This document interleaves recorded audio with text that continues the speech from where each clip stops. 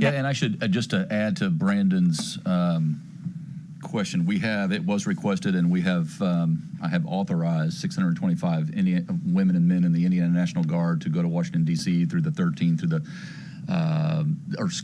16th, 3 days from now, it's 13th today, 16th through the 22nd,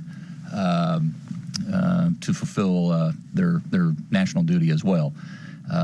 But that won't in any way remotely come close to any sacrificing the integrity of our job back here.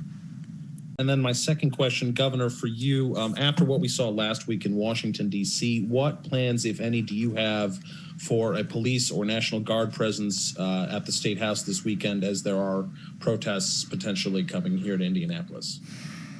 Yeah, we'll, I mean, obviously we are, and I see Superintendent Carter stepping up to the plate, but we will be, Brandon, we will be not just prepared, but ready to do everything that we need to be doing to maintain law and order, and to ensure, of course, a peaceful expression of opinions. Fortunately, I mean, a lot of the intelligence that we've received has to do with other places as well, but we haven't had some of the same election issues that have been called into question this past November here in the state of Indiana.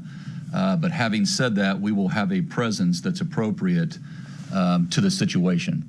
Superintendent Carter, you want to give a little more background or up-to-date information to Brandon? I will, Brandon. Thank you for the question. I think, as the governor said earlier, we're getting really good at shifting and calling audibles in almost everything that we do. And this unfortunate situation is not unlike those many other things. Unfortunately, I have to give you a little bit of a germane answer, because I'm not going to certainly expose a very complex series of planning that's been done.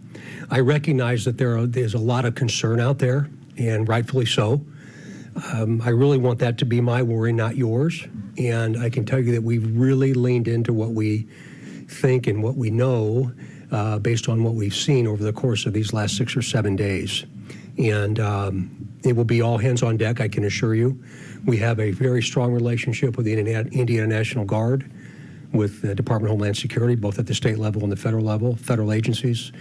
Many meetings have occurred with the IMPD, with our intelligence folks, and I think we're well positioned. But it's certainly my hope that what we do have positioned doesn't have to be visible. And finally, I have to give a shout out to the process for the vaccine. I went through it personally and at Riverview Hospital, and it was awesome. And a lot of the folks from around the state of Indiana that have gotten the vaccine said from the time of actually registering to the vaccination was absolutely seamless. So, Dr. Box, Lindsay, Dr. Dan, thank you.